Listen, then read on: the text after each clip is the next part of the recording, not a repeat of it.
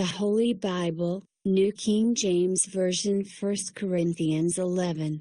Imitate me, just as I also imitate Christ.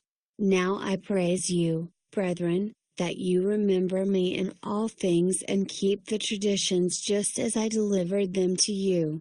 But I want you to know that the head of every man is Christ, the head of woman is man, and the head of Christ is God. Every man praying or prophesying, having his head covered, dishonors his head. But every woman who prays or prophesies with her head uncovered dishonors her head, for that is one and the same as if her head were shaved. For if a woman is not covered, let her also be shorn. But if it is shameful for a woman to be shorn or shaved, let her be covered. For a man indeed ought not to cover his head, since he is the image and glory of God, but woman is the glory of man. For man is not from woman, but woman from man. Nor was man created for the woman, but woman for the man. For this reason the woman ought to have a symbol of authority on her head, because of the angels. Nevertheless, neither is man independent of woman, nor woman independent of man, in the Lord. For as woman came from man, even so man also comes through woman, but all things are from God. Judge among yourselves. Is it proper for a woman to pray to God with her head uncovered? Does not even nature itself teach you that if a man has long hair, it is a dishonor to him? But if a woman has long hair, it is a glory to her, for her hair is given to her for a covering. But if anyone seems to be contentious, we have no such custom, nor do the churches of God. Now in giving these instructions I do not praise you, since you come together not for the better but for the worse. For first of all, when you come together as a church, I hear that there are divisions among you, and in part I believe it.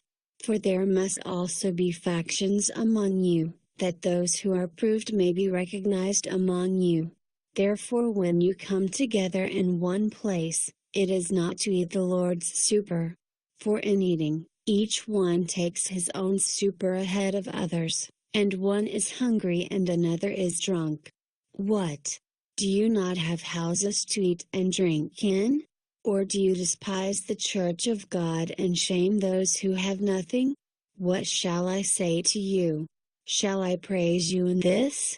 I do not praise you. For I received from the Lord that which I also delivered to you, that the Lord Jesus on the same night in which he was betrayed took bread, and when he had given thanks, he broke it and said, "Take, eat, this is my body which is broken for you, do this in remembrance of me." In the same manner he also took the cup after supper, saying, "This cup is the new covenant in my blood.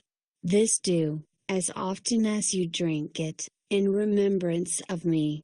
For as often as you eat this bread and drink this cup, you proclaim the Lord's death till he comes. Therefore whoever eats this bread or drinks this cup of the Lord in an unworthy manner will be guilty of the body and blood of the Lord. But let a man examine himself, and so let him eat of the bread and drink of the cup. For he who eats and drinks in an unworthy manner eats and drinks judgment to himself, not discerning the Lord's body. For this reason many are weak and sick among you, and many sleep. For if we would judge ourselves, we would not be judged. But when we are judged, we are chastened by the Lord, that we may not be condemned with the world. Therefore, my brethren, when you come together to eat, wait for one another. But if anyone is hungry, let him eat at home, lest you come together for judgment. And the rest I will set in order when I come.